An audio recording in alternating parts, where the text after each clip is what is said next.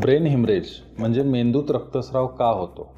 मेंदूतील रक्तस्राव ही एक अतिशय गंभीर स्थिती आहे ज्याच्यामध्ये मेंदूमध्ये किंवा मेंदूच्या पेशीमध्ये रक्तस्राव होतो. ह्याचं मुख्य कारण म्हणजे मेंदूत रक्तदाब वाढणं हे होय. त्याच्यामुळं मेंदूतल्या रक्तवाहिन्या ज्यावेळी आपल्याला तो जो रक्तदाब सस्टेन करू शकत नाही त्यावेळी त्या रप्चर होतात आणि मेंदूत रक्तस्राव होतो. ह्याच्यामुळं तुम्हाला न्यूरोलॉजिकल व्याधी म्हणजे काही वेळा पॅरालिसिस होणं किंवा अगदी बेशुद्ध होणं, कोमामध्ये जाणं, त्याचबरोबर मृत्यूसुद्धा होण्याची शक्यता असते. मेंदूत हिमरेज होण्याचे काय काय सविस्तर कारणं आहेत, त्याचबरोबर हे होण्यासाठी काय हाय रिस्क फॅक्टर आहेत, हे आता आपण जाणून घेऊया. नमस्कार, मी डॉक्टर रवींद्र पाटील, डायरेक्टर आणि कन्सल्टंट न्यूरोसर्जन, समर्थ न्यूरो आणि सुपर स्पेशालिटी हॉस्पिटल, सांगली. समर्थ हॉस्पिटल हे सांगली मिरज परिसरातील पहिलं 100 बेडचं सुपर स्पेशालिटी हॉस्पिटल आहे, जे पूर्णपणे मेंदू आणि मणक्याचे विकार आणि त्याचबरोबर गंभीर अपघात असणाऱ्या रुग्णावर उपचार करण्यासाठी सदैव तत्पर आहे. ब्रेन हिमरेजची कारणं. दीर्घकालीन उच्च रक्तदाब हे ब्रेन हिमरेजचं सगळ्यात कॉमन कारण आहे. कालांतराने उच्च रक्तदाबामुळे मेंदूतील रक्तवाहिन्या हे कमकुवत होतात आणि त्यांना नुकसान होतं आणि त्यामुळे त्या फुटण्याची आणि रक्तस्राव होण्याची शक्यता अधिक असते. दुसरं म्हणजे अन्युरिझम, म्हणजे रक्तवाहिनीमध्ये एका ठिकाणी कमजोरी तयार होणं आणि तिथं फुगा तयार होणं आणि तो फुगा हा फुटणं, त्यामुळे मेंदूत रक्तस्राव होऊ शकतो.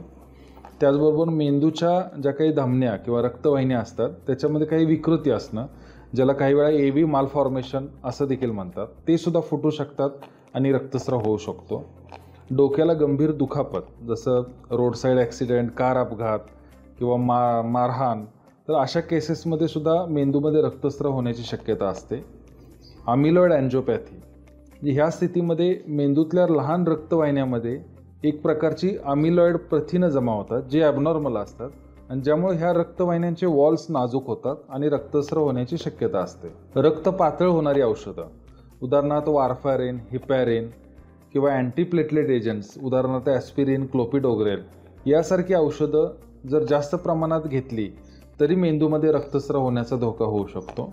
यकृताचा किंवा लिव्हर सिरोसिसचा आजार, ह्याच्यामुळं रक्त गोठण्याचे जे घटक आहेत शरीरातले त्याच्या कमतरता निर्माण होतात आणि त्यामुळे सुद्धा काही वेळा अचानकपणे मेंदूमध्ये किंवा शरीराच्या इतर भागामध्ये रक्तस्राव होण्याची शक्यता असते. रक्त गोठण्यावर परिणाम करणाऱ्या काही आजार असतात, उदाहरणार्थ हिमोफिलिया किंवा थ्रॉम्बोसाइटोपेनिया, ज्याच्यामध्ये प्लेटलेट्स कमी होतात. तर ह्यामुळे सुद्धा रोग्याच्या मेंदूमध्ये बऱ्याच वेळा काही कारण नसताना सुद्धा रक्तस्राव व्हायची शक्यता असते. ब्रेन हिमरेजसाठी कारणीभूत असणारे रिस्क फॅक्टर. साधारणपणे उतार वय, त्याचबरोबर पुरुषांच्या मध्ये ब्रेन हिमरेज होण्याचा धोका हा स्त्रियांच्यापेक्षा जास्त असतो. बऱ्याच वेळा धूम्रपान, ह्याच्यामुळे सुद्धा मेंदूतील रक्तस्राव होण्याच्या केसेसमध्ये वाढ होते. मद्यपानामुळं यकृतावर परिणाम होतो आणि यकृतावर परिणाम झाला तरी मेंदूतील रक्तस्राव होण्याची शक्यता ही अधिक असते. त्याचबरोबर काही वेळा अन्युरिझम किंवा AV मालफॉर्मेशन, हे जे रक्तवाहिन्यांचे आजार आहेत हे काही वेळा अनुवंशिक असू शकतात. घरामध्ये एखाद्या व्यक्तीला जर आपल्या अशा पद्धतीचे रक्तवाहिन्याचे आजार असतील तर त्याच्या इतर वारसामध्ये असे आजार होण्याची शक्यता अधिक असते. कोकेन, मेफेंटामाइन अशासारखे जे औषधं असतात ह्यांचे जे व्यसन असतं त्याच्यामुळे सुद्धा सेरेब्रल हेमरेज होण्याची शक्यता ही जास्त असते.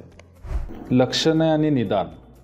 ब्रेन हिमरेजची लक्षणे ही भिन्न असू शकतात, परंतु कॉमनली असणाऱ्या लक्षणामध्ये साधारणपणे डोकेदुखी, मळमळ, उलट्या होणं, चेहरा, हात किंवा पायामध्ये अशक्तपणा किंवा सुन्नपणा येणं, बोलण्यामध्ये किंवा बोलणं समजण्यामध्ये अडचण येणं, तोल जाणं किंवा संतुलन गमावणं, दृष्टीवर परिणाम होणं किंवा दृष्टी अचानक कमी होणं.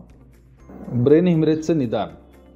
CT स्कॅन किंवा MRI सारख्या ह्या ज्या इमेजिंग चाचण्या असतात ह्या मेंदूतल्या रक्तस्राव ओळखण्यासाठी केल्या जातात. त्याचबरोबर ह्या रक्तस्रावाचं कारणसुद्धा ह्या तपासण्यावर शोधलं जाऊ शकतो. रक्तस्राव किती प्रमाणामध्ये झाला आणि त्याच्यावर कुठल्या स्वरूपाचे उपचार करणं आवश्यक आहे हे सुद्धा CT स्कॅन आणि MRI यासारख्या चाचण्यावर ठरतं. मेंदूतील रक्तस्रावाचा उपचार हा रक्तस्रावाच्या मूळ कारणावर आणि त्याच्या तीव्रतेवर अवलंबून असतो. पहिल्यांदा मेंदूच्या रक्तस्रावातील जे उपचार असतात तर त्याच्यामध्ये इमर्जन्सी केअरचा समावेश होतो. त्यामध्ये रक्तदाब नॉर्मल करणं, मेंदूत होणारा जो डॅमेज आहे तो अतिक स्वरूपात न होण्यासाठी मेंदूतील प्रेशर कंट्रोल करणं, रुग्णाला फिट्स न येण्याची जी काही औषधं असतात ती देणं आणि त्याचबरोबर रुग्णाचं मॉनिटरिंग, ज्याच्यामध्ये blood pressure, pulse, oxygen level, शुद्धीची लेवल, ज्याला आपण ग्लासगो कोमा स्केल असं म्हणतो, आणि त्याची कार्डियक कंडिशन. तर ह्या सगळ्या गोष्टींचं मॉनिटरिंग हे इमर्जन्सी विभागामध्ये खूप आवश्यक असतं. काही केसेसमध्ये मेंदूत रक्तस्राव झाला असेल तर ऑपरेशनसुद्धा करावं लागू शकतं, ज्यामध्ये प्रामुख्याने अॅन्युरिझममुळे होणारा रक्तस्राव, त्याचबरोबर ब्लड प्रेशरमुळे होणारा रक्तस्राव, ह्या 2 कंडिशनचा समावेश होतो. रक्तदाब नियंत्रित करणारी औषधं किंवा मेंदूची सूज कमी करणारी औषधं ह्यांचा रोलसुद्धा ह्या ट्रीटमेंटमध्ये खूप मोठा असतो. ह्या सगळ्या औषधांच्या थेरपी किंवा शस्त्रक्रियेनंतर रुग्णाची जी काही गेलेली शक्ती असेल तर ती पूर्ववत होण्यासाठी त्याचं पुनर्वसन म्हणजे रिहॅबिलिटेशन, फिजिओथेरपी ह्यासुद्धा गोष्टी रुग्णाला आवश्यक असतात. मेंदूत रक्तस्राव झालेल्या व्यक्तीची पुढची स्थिती ही रक्तस्राव कुठं आहे, तो किती प्रमाणामध्ये झालेला आहे, रुग्णाचं वय किती, त्या रुग्णाला रक्तस्रावाबरोबरच कोणकोणते आजार आहेत, ज्यावेळी तो रुग्ण रक्तस्राव झाल्यानंतर हॉस्पिटलमध्ये प्रेझेंट झाला, पहिल्यांदा आला, त्यावेळी त्या रुग्णाची स्थिती कशी असते, त्याला किती वेळामध्ये उपचार मिळाले, जर त्याला शस्त्रक्रियेची आवश्यकता असेल तर किती वेळामध्ये शस्त्रक्रिया केली गेली. तर ह्या सगळ्या गोष्टीचा परिणाम ह्या रुग्णाच्या आउटकमवर होत असतो. त्यामुळं अशा रक्तस्राव झालेल्या रुग्णाला लवकर वेळेत निदान होणं आणि लवकरात लवकर उपचार मिळणं म्हणजेच गोल्डन आवरमध्ये उपचार मिळणं हे अतिशय आवश्यक असतं.